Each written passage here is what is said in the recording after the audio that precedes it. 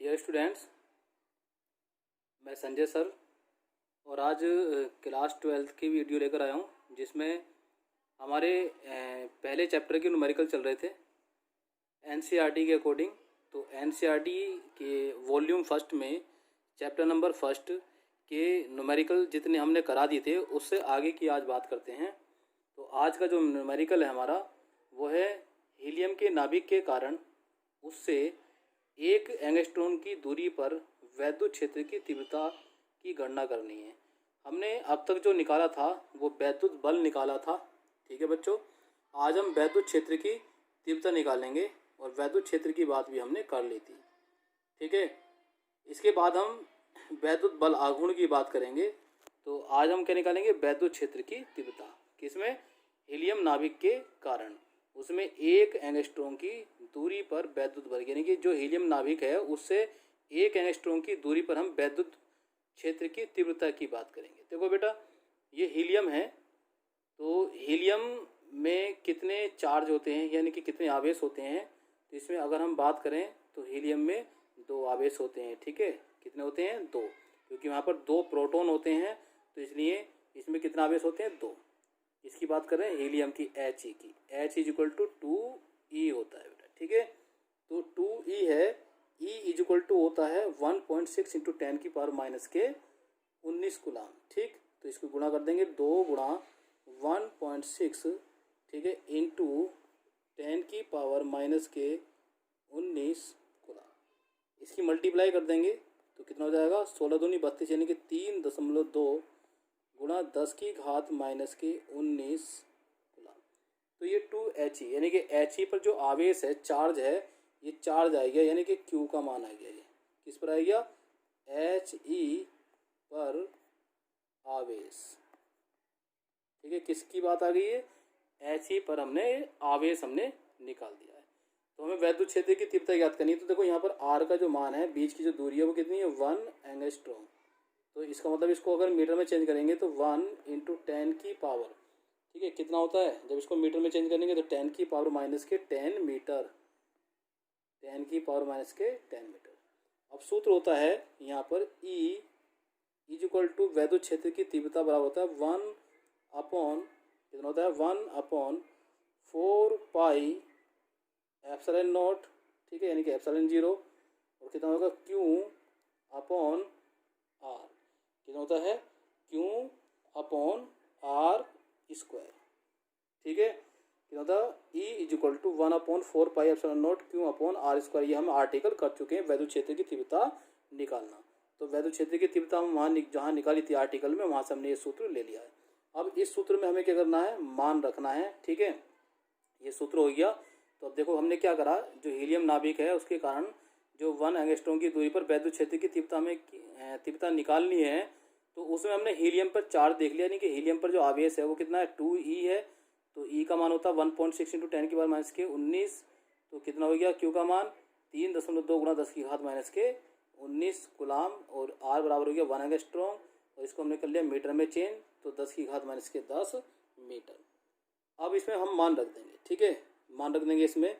तो देखो Q 1/4 pi epsilon not का मान कितना होता है? 9 गुणा 10 की घात 9, ये भी बताया था आपको। ठीक, गुणा Q का मान कितना है? 3.2 गुणा 10 की घात माइनस के 19। ठीक, ऊपर दिया हुआ है ये, अपॉन बटे में R का मान कितना है? 10 की घात माइनस के 10, तो 10 की घात माइनस के 10 की का होल स्क्वायर। ठीक है, का स्क्वायर है ना यहाँ पर, तो ये भी क्या हो जाएगा? इसका होल स्क्वायर हो जाएगा यहाँ पर। अब इसको हम क्या कर लेंगे? सोल्व कर लेंगे। देखो सोल्व करने के करेंगे हम, 10 की घात माइनस के 10 है, जब 2 से मल्टीप्लाई करेंगे तो 10 की घात माइनस के 20 हो जाएगा यहाँ पर। तो 10 की घात माइनस के 20, ऊपर कितना है? माइनस के 19, तो इससे इसको काट देंगे तो कितना बचेगा? 10 की घात माइनस का 1 बचेगा नीचे। ठीक है, 10 की घात माइनस का 1 बचा। जब इसको हम ऊपर ले जाएंगे तो 10 की घात 9 है प्लस के, तो ये भी आके प्लस का हो जाएगा, तो कितना हो जाएंगे? 10 की घात 10 हो जाएंगे प्लस के। ठीक है, तो ये ऊपर पहुंच जाएगा। इसकी 32 की और 9 की गुणा कर देंगे यहाँ पर, तो इसकी गुणा कर देते हैं। तो E बराबर, तो इसकी गुणा करेंगे 9 दूनी 18 का 8, 9 तिया 27 और 1 28, कितने हो गए?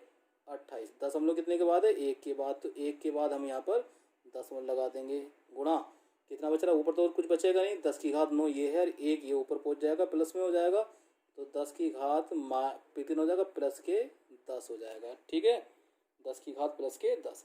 अब देखो इस दशमलव को इधर ले जाएंगे और 1, तो ये हो जाएगा बराबर 2.88 गुणा 10 की घात, ये कितना 10 है, जब इसको दशमलव इधर लगाएं तो एक घात इसकी बढ़ जाएगी, तो ये हो जाएगा 11। कितना हो जाएगा, 11, 10 की घात 11। ठीक है, अब इसका जो मात्रक होता है वैद्युत क्षेत्र की तीव्रता का, वो कितना होता है, वो होता है, बताओ बेटा, ये होता है न्यूटन प्रति कूलम। कितना होता है, न्यूटन प्रति कूलम। ये इसका आंसर आ जाएगा। ठीक है, ये कितना आ गया, इसका आंसर आ गया ये। ठीक है, ये आंसर हो गया 2.88 गुणा 10 की घात 11 न्यूटन प्रति कूलम। ये वैद्युत क्षेत्र की तीव्रता निकल आई है। इसको स्क्रीनशॉट लेकर जो है क्या कर लें, इसको अपनी कॉपी में नोट कर लेना। ठीक है, और अब हम अपने दूसरे न्यूमेरिकल की बात करते हैं। अब हमारा दूसरा न्यूमेरिकल है HCl के अणु का वैद्युत आघूर्ण 3.4 गुणा 10 की घात -30 कूलम मीटर है।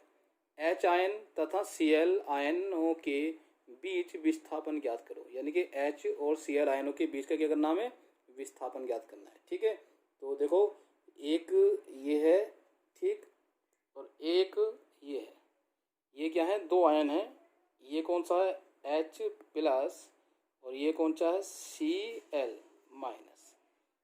इनके बीच जो विस्थापन है ये हमें ज्ञात करना है, इसको L मान लेते हैं। L कितना ज्ञात करना हमें, इसको L ज्ञात करना है। ठीक है, जो दो के बीच के विस्थापन कितना होता है, हम बात करते हैं द्विध्रुव आघूर्ण की, क्योंकि यहाँ क्या किसकी बात करें, वैद्युत आघूर्ण की, यानी कि द्विध्रुव आघूर्ण। तो द्विध्रुव जो आघूर्ण होता है उसमें उसके बीच जो बिंदु होता है एक O होता है, तो यहाँ से L, यहाँ से L, तो टोटल जो दूरी होगी उनके बीच की वो हो जाएगी 2L। ये हमने वैद्युत द्विध्रुव के आघूर्ण में पढ़ा है। ठीक है, कितनी हो जाएगी, 2L।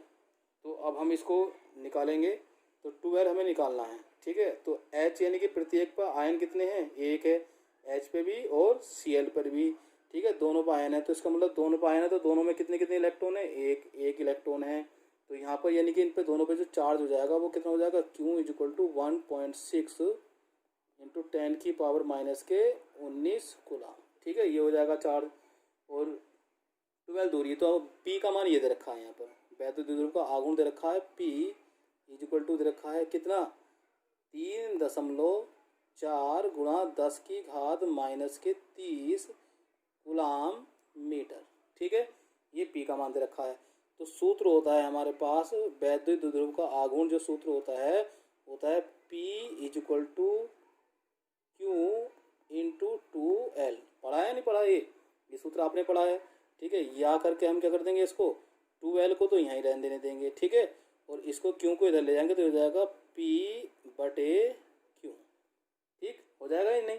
अब इसमें मान रख देंगे, तो ये क्या विस्थापन है, तो विस्थापन हो जाएगा, विस्थापन हमें ज्ञात करना है ना बीच का, तो विस्थापन 2L बराबर P का मान कितना है, रख देंगे 3.4 गुणा 10 की घात -30 बटे Q का मान कितना है, 1.6 गुणा 10 की घात -19। देखो 10 की घात -19 से 30 कट जाएगी घात माइनस के, तो कितने बचेंगे, ये बचेंगे 10 की घात 19 निकाल दो 30 में से -11। ठीक है, अब देखो दशमलव से दशमलव काट दिया, कितना दिया, 34/16, भाग कर दो 16 से 34 को, 16 दूनी 32, तो कितनी बार जा रहा है, 2 बार। ठीक है, 32 बचे कितने, 2 में 16 का टेबल जाएगा नहीं, कितना जाएगा, 0, दशमलव लगा के क्या हो जाएगा, 0। फिर कितनी बार जाएगा, 16 कम 16, तो एक बार जाएगा, तो 2.1 गुणा 10 की घात -11। ये 11 बचा था ना यहाँ पर। ठीक है, कितना बच गया, 11। तो अब हमने क्या निकाला, विस्थापन तो निकाला है। ठीक है, तो विस्थापन का मात्रा कितना होता है, मीटर, तो क्या लिख देंगे यहाँ पर, मीटर। ठीक है, ये हो जाएगा हमारा आंसर। बात समझ में आ गई। अब इसको भी स्क्रीनशॉट लेकर नोट कर लें अपनी नोटबुक में। ठीक है बच्चों।